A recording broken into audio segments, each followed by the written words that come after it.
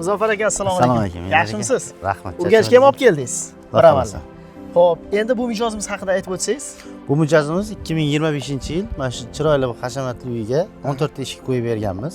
Mega aksiyada ishtirok etib, umraga 2 kishilik bilet o'tib olgan. O, gap yo'q. Xo'p, o'zlari ruxsat berganlar. Eshiklarni kirib ko'rsak bo'ladi. Xudo xolasimi? Siz yo'l ko'rsatasiz, biz eshiklarni ko'rsatamiz. Bo'l, gap. Ketdik aka.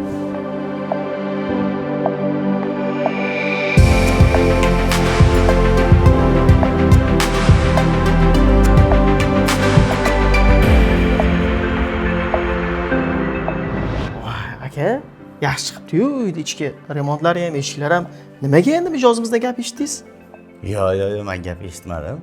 Ayta rahmatlarini yetib qoldi. Valjon aka bizga boshqacha gap yetkazdilar. Ozgina e'tirozimiz bor deganday aytdilar-da, lekin ishlar yaxshi ko'rinyapti menimcha. Endi Valijon aka hazillashgandi, lekin ko'ngli to'q bo'lib, xursand bo'lib, rahmatlarini yetib, uyda joy to'y qilgandan chaqirib rahmatlarini yetib qo'ygan.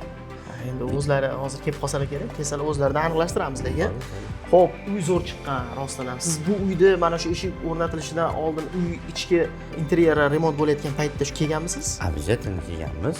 Razmerlarni o'lchaganda, keyin monolitchilar bilan gaplashib, razmerlarni qo'yganda, devorini qanaqa nima qilganda hammasini ustalari bilan gaplashib, eshik yaxshi chiqishi uchun nima ish bo'lsa hammasini 2-3 marta, 5 martalab ham kelganmiz mana shu xonadonga. Dizayner bilan birga ishlangan. Ya'ni eshik tanlashda ham yoki uy egasini o'zlari aytganlarmi, Valjon akani o'zlari? Uy egasi bilan maslahatlashib, ikkalamiz maslahatlashib qo'yganmiz eshikni. Muzaffar aka, nimaga asosan oxirgi paytlarda aynan oq rangli eshiklar shu urfga kiryapti? Yana o'zi odatda masalan ayollar xohlashmaydi.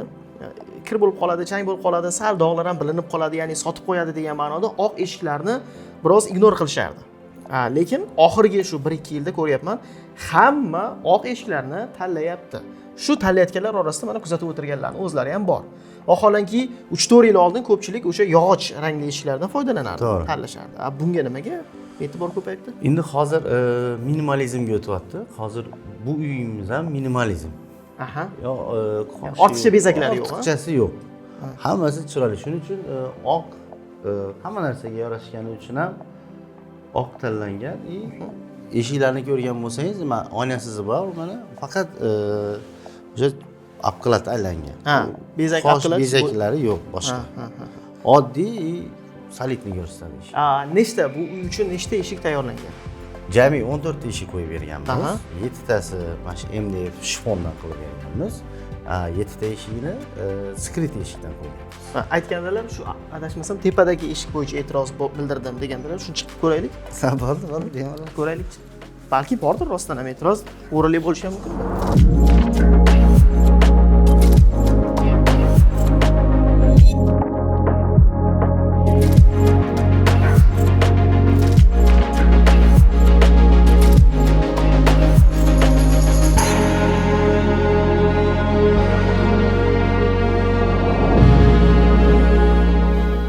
Bu tomonda tepada mana 1, 2, 3, 4 ta eshik bor ekan.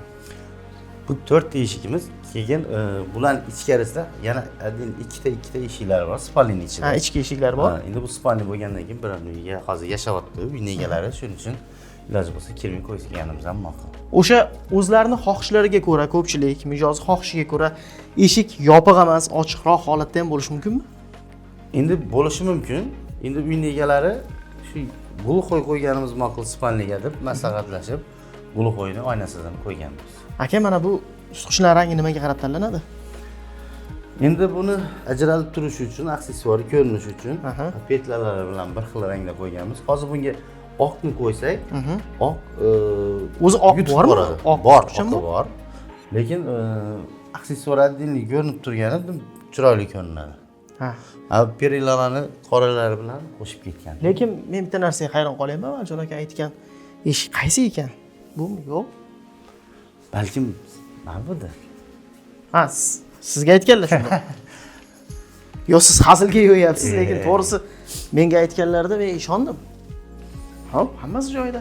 Bu shunda qanday xonaligi bilasizmi? Bu ikkinchi etajimiz. Ya'ni oynali bo'lganligi uchun alohida e'tibor berdim. Bu zalimiz bo'ladi. Ikkinchi etajimiz. Qavatdagi zal.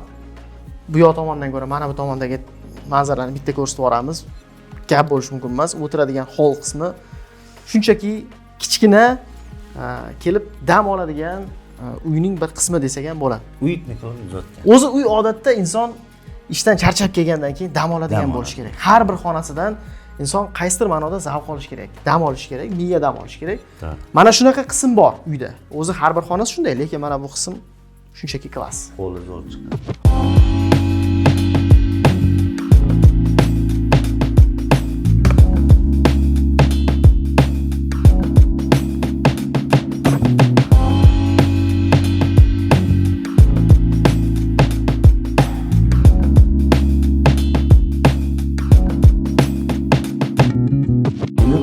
Bu joyimizga mana shu skrit eshigidan qilib berganmiz mana.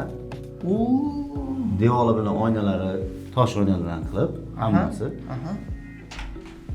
Shu yerga eshik o'rnatib ketilganmi? Ya, ko'rinmasligi uchun skrit qilganmiz. Mana bu profillar ham 5-6 lik sifatli. Ichki qismlari nima aka? MDF yoki MDF, ha?